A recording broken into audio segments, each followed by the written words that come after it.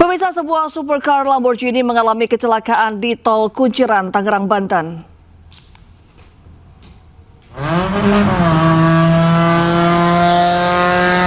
Peristiwa terjadi saat rombongan mobil mewah melintasi Tol Kunciran dengan kecepatan tinggi menuju arah Serpong. Di KM 15.500, pengemudi mobil berwarna putih hilang kendali hingga menabrak pembatas jalan. Beruntung saat kejadian, kondisi tol sedang sepi hingga tidak terjadi tabrakan beruntun. Pengemudi juga tidak mengalami luka, hanya mobil mewahnya mengalami kerusakan.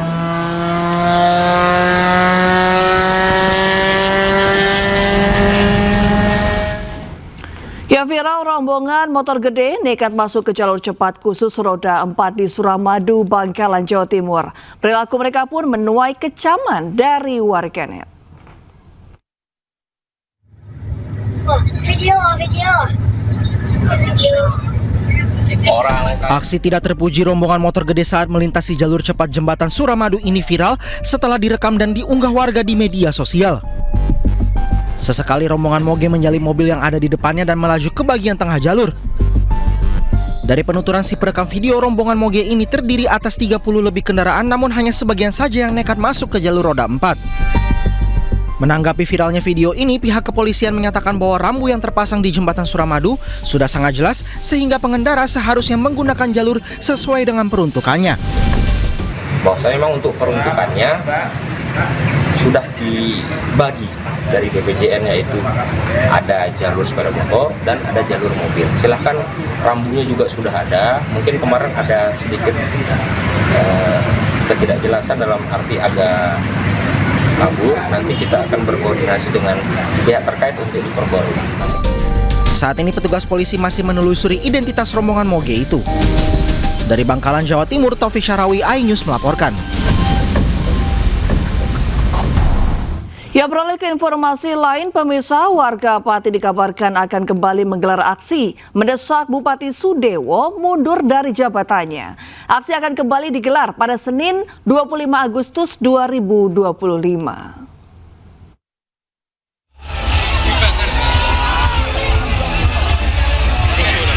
Aliansi Masyarakat Pati akan kembali menggelar aksi pada Senin 25 Agustus 2025.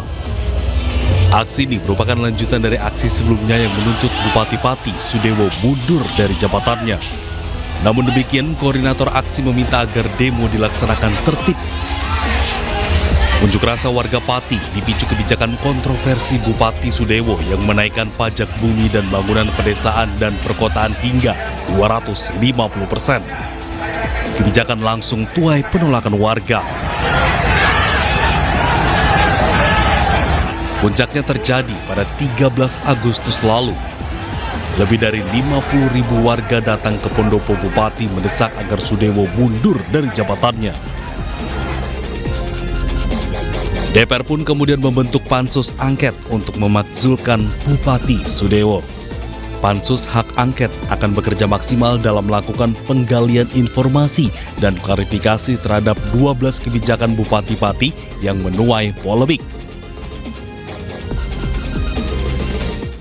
Menteri Dalam Negeri Tito Karnavian memberikan solusi dari persoalan kenaikan pajak bumi dan bangunan yang sedang marak terjadi di sejumlah daerah. Mendagri juga mengimbau kepada kepala daerah untuk mengeluarkan kebijakan terkait pajak dan retribusi yang berpihak kepada rakyat. Sudah melakukan Zoom meeting kemarin kepada seluruh kepala daerah untuk yang pertama, bagi agar diperhatikan betul faktor sosial ekonomi masyarakat di daerahnya. Kalau itu memberatkan, maka aturan itu dapat ditunda atau dibatalkan. Yang kedua, saya meminta kepada seluruh daerah, ya, karena selama ini yang melakukan review adalah gubernur. Seluruh daerah, kabupaten kota yang akan mengusulkan kenaikan, yang akan merencanakan kenaikan pajak termasuk NJUP, penyesuaian NJUP, pajak bumi bangunan, ini harus menembuskan kepada Kemendagri, CQ, Dirjen Keuangan Daerah, agar kami juga dapat melakukan review dan memberikan masukan. Pemerintah Kabupaten Semarang, Jawa Tengah akhirnya membatalkan kenaikan pajak bumi dan bangunan atau PBB sebesar 400%.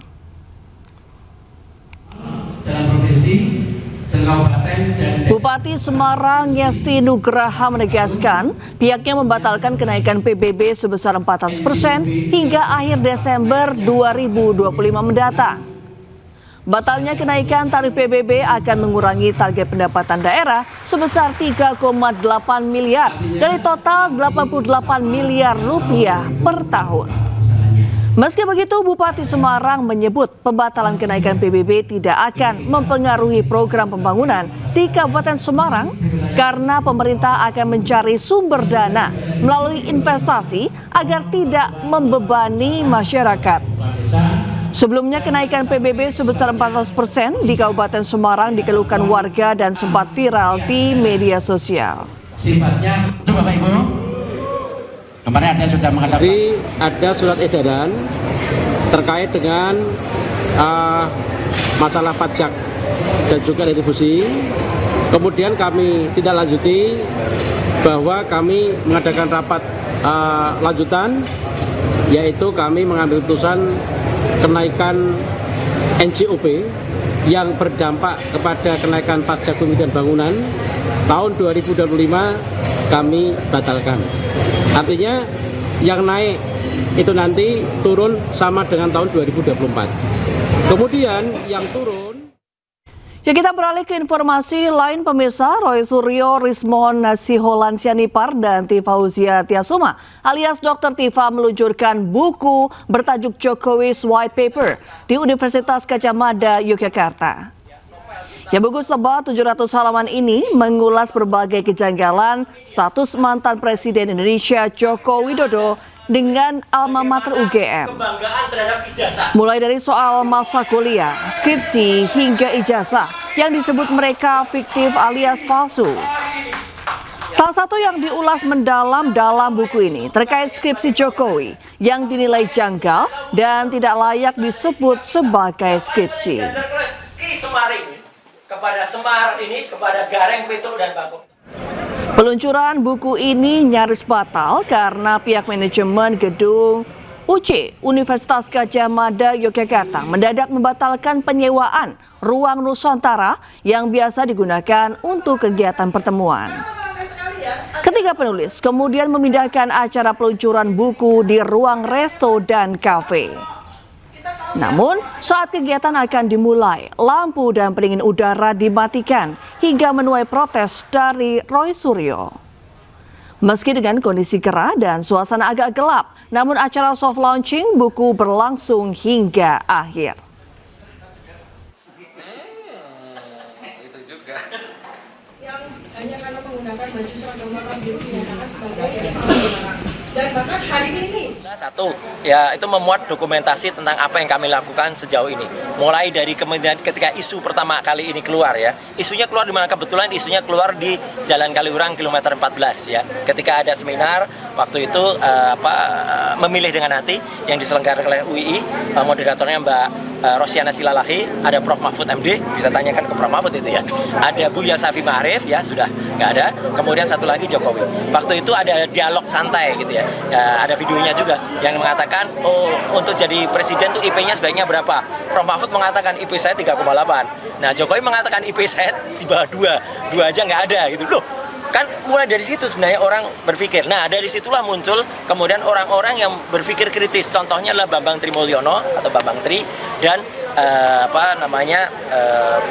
Nur Sugi ya atau Gus Nur ya, dan sempat kemudian mereka mempertanyakan soal itu, tapi mereka dikriminalisasi. Itu semua kami tulis dalam buku itu. Kemudian juga perjalanan kita ketika kita datang ke UGM untuk ketemu dengan wakil rektor waktu itu, ketemu Prof Ening dan ketemu Dr. Ari Sujito, saya memegang langsung ijazah itu ya. skripsi itu, saya megang koreksi skripsi itu ya, dan kemudian kita meneliti langsung ya waktu itu. Kemudian juga kami tulis panjang tentang apa arti Declaration of Human Rights, apa arti dari Undang-Undang Dasar 45 pasal 28, apa arti dari Undang-Undang Keterbukaan Informasi Publik nomor 14 tahun 2008, dan kemudian analisis yang detail, analisis error level analysis, kemudian perbandingan lintasan ya, kemudian itu Dr. Resmond banyak sekali menulis dengan kajian ilmu digital forensiknya ya, sangat panjang tentang kajian-kajian itu, termasuk penggunaan perbandingan dengan RGB ya, red green blue, atau dengan perbandingan dengan CMYK, cyan magenta yellow and black ya. Dari situ detail banget. Kemudian Dr. Tifa itu sesuai dengan keilmuannya ya, behavioral neuroscience ya, beliau menggunakan ilmu behavioral neuroscience karena beliau seorang dokter dan MSc ya, menggunakan untuk meneliti pola perilaku seseorang, bahkan dihubungkan dengan Ya, pakar telematika Roy Suryo dan 8 orang lainnya minta penundaan pemeriksaan ke Polda Metro Jaya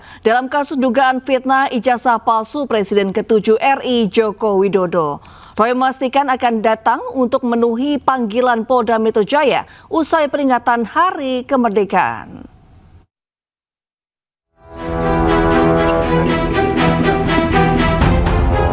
Setelah sebelumnya meminta penjadwalan ulang, pakar telematika Roy Suryo memastikan akan memenuhi panggilan Polda Metro Jaya pada tanggal 21 Agustus 2025. Roy akan diperiksa sebagai terlapor dalam kasus tudingan ijazah palsu Presiden ke-7 RI Joko Widodo.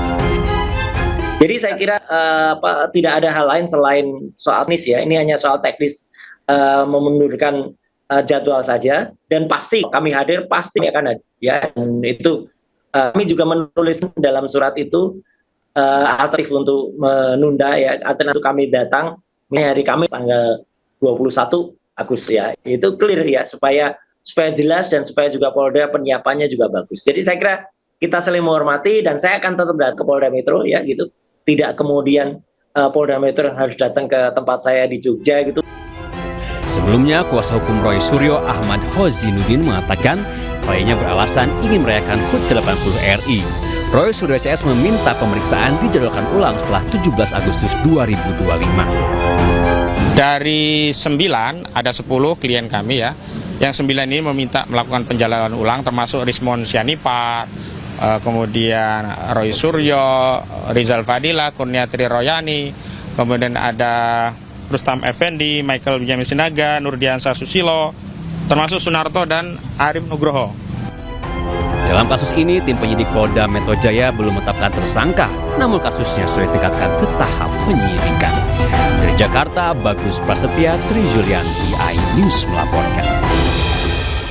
Seorang oknum perwira polisi diduga melakukan aksi arogan dan mengambil mobil gagal bayar di gudang penyimpanan perusahaan pembayaran. Aksi arogansi oknum polisi tersebut dilaporkan ke Propam Polda Sulsel.